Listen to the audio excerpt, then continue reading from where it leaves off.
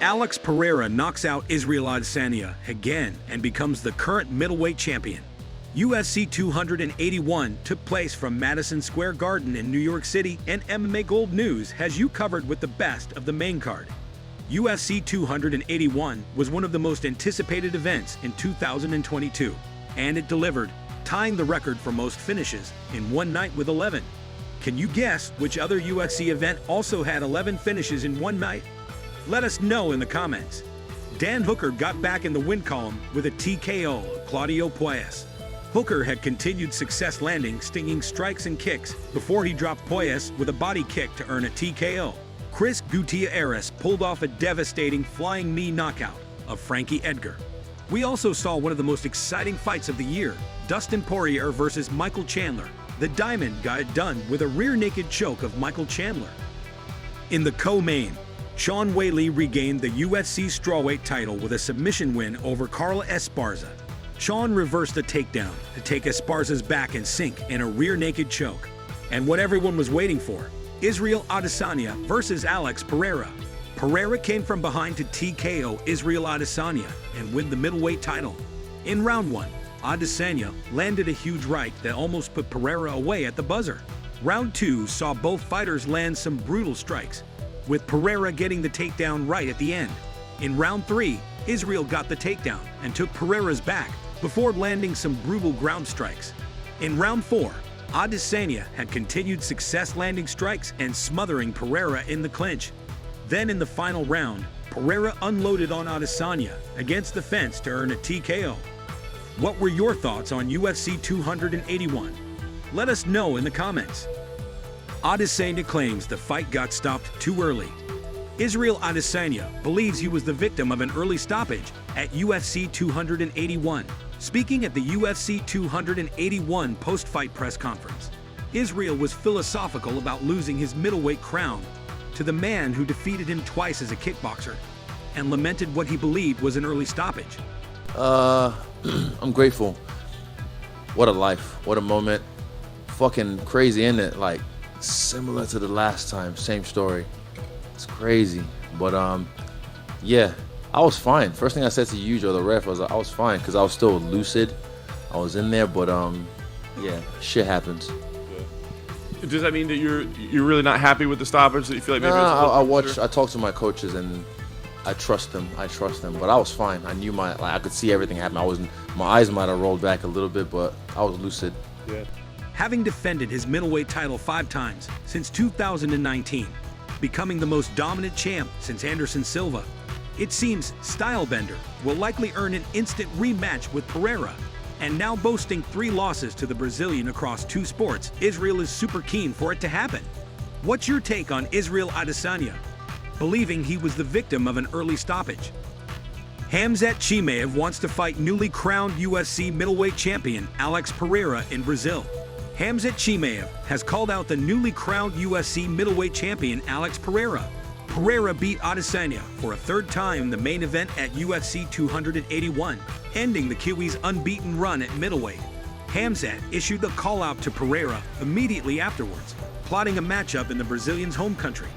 Khamzat is looking to fight Pereira at UFC 283, which is scheduled for January 21, 2023 at the Genesee Arena in Rio de Janeiro, Brazil. The Chechen-born Swede wrote on Twitter, "Ready to fight in Brazil, Alex Pereira. Let's go, champ." The tweet was a follow-up to his previous tweets where he expressed disappointment with the UFC 281 headliner and also labeled Pereira an easy fight. What do you think is next for Khamzat? Write your opinion in the comments section below. Khabib Nurmagomedov praises Israel Adesanya, tells him what he needs to do to be on same level as Jon Jones. Khabib Nurmagomedov heaped praise on Israel Adesanya as the middleweight champion went into his UFC 281 title defense against Alex Pereira, which he lost in an entertaining fashion. Nurmagomedov claimed that he doesn't miss Adesanya's fights and wished him luck for his matchup hours before the fight. The Eagle also believes that Adesanya doesn't get the credit that he deserves for all that he has achieved. Nurmagomedov believes the last Stylebender was just a couple of title defenses away from being on the same category as the legendary Jon Jones. The Eagle wrote on Twitter, I don't miss Adesanya's fights and actually feel like he doesn't get the credit he deserves. If he defends the title a couple more times, he will be on the same level with Jon Jones. Good luck, Stylebender. Hashtag UFC 281. Do you think this all changes now that Adesanya lost? What would your advice be for him? Let us know in the comment section below. Alexander Volkanovski and Islam Makhachev set to fight for the UFC lightweight title and pound-for-pound #1 rank status at UFC 284 in Perth, Australia. Alexander Volkanovski will officially fight Islam Makhachev for the lightweight world championship at UFC 284 in Perth, Australia on the 12th of February, 2023. As soon as UFC 284 was announced for Australia, mixed martial arts fans anticipated Volkanovski to be on the fight card. The stars began to align after the Great entered the cage at UFC 280 for a face-off against Makhachev. Plans were then halted when rumors started spreading about the UFC potentially going in a different direction. All of the rumors and speculations are meaningless now.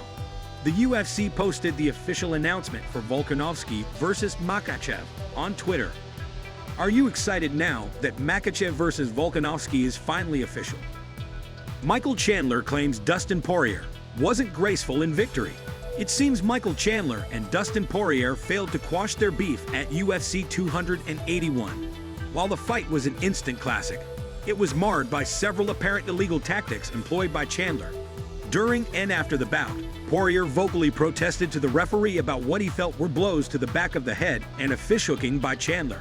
And it seems that the illegal tactics made for a frosty exchange between both of them post-fight, despite Chandler's best efforts to extend an olive branch to Poirier. I did go over there to be a man of my word. I said win, lose, or draw. I would shake his hand and be respectful after, and something was said, and I didn't really like it, so we're still friends. / enemies / whatever we are. We're not really sure what we are. So he said something in the moment that kind of upset you. I mean, it wasn't as graceful in victory as I would have been, or I would have liked. But you know, don't have expectations of other people. They'll always just let you down. Regarding those potential illegal tactics, Iron Mike admitted that while he did have his hand inside Poirier's mouth, he was powerless to remove it. He also argued that the alleged blows to the back of the head weren't so from his viewpoint. Chandler has now lost 3 of his last 4 fights, albeit to the best of the lightweight division. Since making his UFC debut in January last year, the 36-year-old has had his hand raised just twice, having secured knockout victories over Dan Hooker and Tony Ferguson. What's your take on Michael Chandler's feeling that Dustin Poirier wasn't graceful in victory? Nate Diaz and Dillon Danis involved in physical altercation at UFC 281, the most sought-after free agent in combat sports. Diaz was in attendance for the pay-per-view event that went down at Madison Square Garden. The Stockton native successfully fought out his UFC contract with a submission victory over Tony Ferguson at UFC 279. Following the victory, Diaz has been hinting at a potential move to boxing, among several other endeavors that he wants to venture into. Dillon Danis gained prominence when he helped Conor McGregor prepare for his rematch against Diaz at UFC 202. The Stockton slugger perceived it to be a treacherous move on Danis' part, considering that his fellow American decided to help the Irishman on his journey to avenge the submission loss at UFC 196. The pair have engaged in several back-and-forth exchanges on Twitter. At UFC 281, the ever-confrontational Diaz got into a scuffle with the Bellator mixed martial arts welterweight. In a clip shared by Twitter user @JustChelsea, Diaz can be seen slapping one of Danis' teammates, causing a brawl. It is unclear if Diaz managed to land anything on Danis before the situation was finally de-escalated.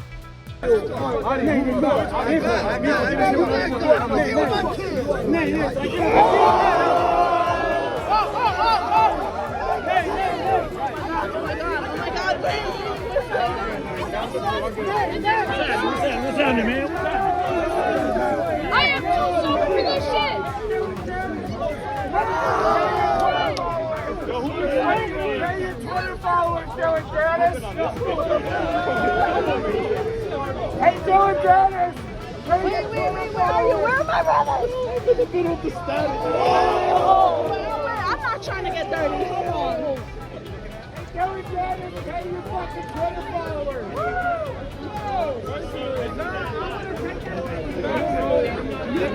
Leon Edwards may grant Masvidal a title shot before Usman.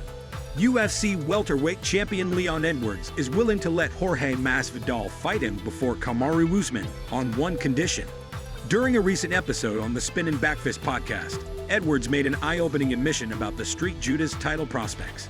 Do you think the Masvidal fight will ever happen before the? I'd love for it to happen. Is that something you like definitely want to happen before it's all said and done? Yeah, 100%.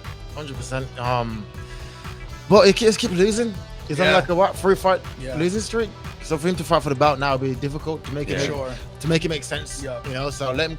I want him to go out there and fight like a top 5, like a Burns or somebody. He's gotta win one, Yeah, but I can't see him beating Burns either. But unless it does fight Burns, I'd love for him to beat Burns, and then that'd be a big fight. Are you giving that for Usman? Really, if you could? Let's say he fights like Burns in December or on like the Brazil card. Yeah, or January or something, and he gets a good win. I'll fight him in like April for the bout in the UK. The two welterweights were supposed to square off last December at UFC 269 before Masvidal withdrew with an injury. Edwards was taken off the card and was booked for his title fight against Usman. Edwards has flip-flopped regarding facing Masvidal anytime soon. He's hinted that Masvidal would need to beg for the title shot for him to consider the idea. Usman arguably deserves an immediate rematch with Edwards based on his accolades in the octagon, although this may not happen if Masvidal faces and beats a top contender for his return. That's all for today's video. If you want to know the latest UFC news, subscribe to the channel, hit the notifications bell, and click the like button so you don't miss any details about the upcoming fights. Thanks for watching. See you soon.